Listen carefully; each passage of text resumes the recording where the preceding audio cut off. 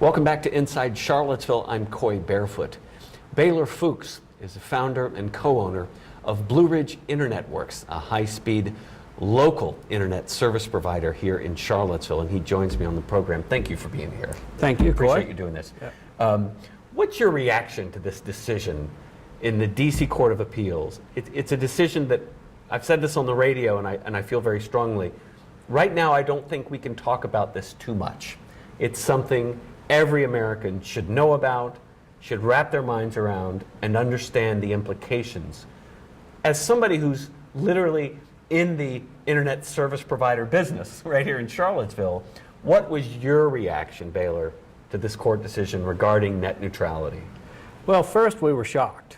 We didn't think this would happen. It goes against the very fabric of what the internet is about, and it seems ridiculous that we find ourselves in this situation where, you know, one household might have Facebook and another household might not. It's astounding. Yeah, and those really are some of the consequences that could come from this. A completely different internet than the one we've grown accustomed to. Yeah, we've gotten used to the internet meaning the internet, and we understand that unlawful content has to be blocked, but we never thought that in the United States we would be allowed to block content or in a situation where the larger dominant players could get into arrangements to achieve exclusives. And that's the big concern for a company like ours, that these negotiations, we don't know where they'll go. So a large media company or a large service provider might get an exclusive for YouTube or Facebook. And where does that leave us? Yeah. You might only be able to access Facebook or YouTube or Netflix through Comcast. Time Warner won't have it. It's just, it just goes against the spirit of the internet so directly against the spirit. It's hard to fathom that we're at this point right now. Yeah, yeah.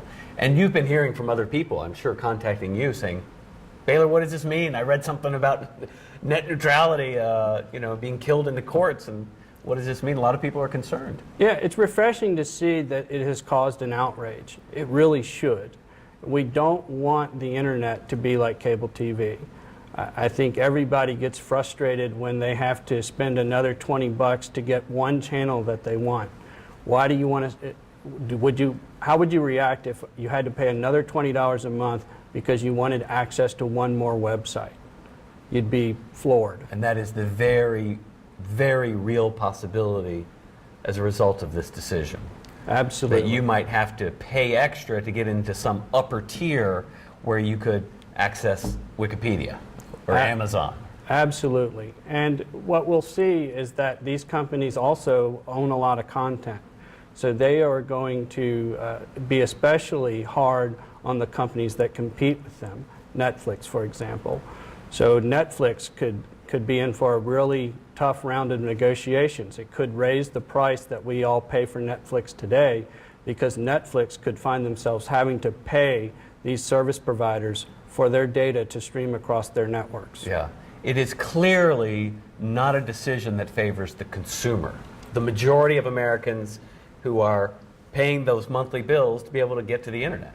Absolutely not. And the other thing that it will do is that right now, the smaller ISPs are the ones that are reaching out to the rural areas and trying to solve that problem, which is a huge problem. Yeah, which is the business you're in. Yeah. Exactly. And once the power gets concentrated even more, you'll have the same problem. If you don't have cable TV in your area, you might not have internet in your area for a long time if they're able to operate the internet like they do cable TV. Yeah.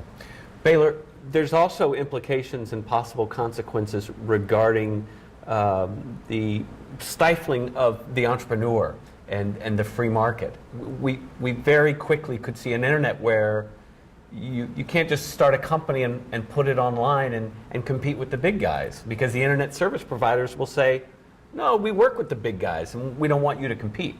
Absolutely. I mean, everybody right now is used to, with a very low capital investment, they could launch a website, launch a blog, or launch an application online and reach a global audience.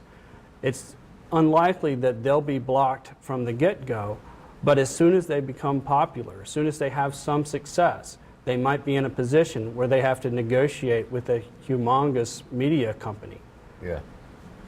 Not what most entrepreneurs are good at. Yeah, exactly. There's also a very real possibility that the free speech that we've grown accustomed to, and which many people like myself believe is one of the most exciting things about the internet, we could see that dry up. We could see, well, not just dry up, but really assaulted, because the internet service providers don't like what you have to say. Absolutely. They have the right to block content, whether it be content coming from upstream, from content providers, as well as content coming from customers. So it's a brave new world, and it doesn't look like what we thought the internet would look like. We're going to get to a time where we tell our grandkids about, remember a long time ago, the internet was real different. It was, you could just go anywhere you wanted to go, and it was just a completely different kind of place. If this is the way it goes, I think that's what we'll be saying. Yeah. Baylor, thank you for being here. Thank you, Coy. Baylor Fooks, he is the founder and co-owner of Blue Ridge InternetWorks. I'm Coy Barefoot. You're watching Inside Charlottesville. Stay with me.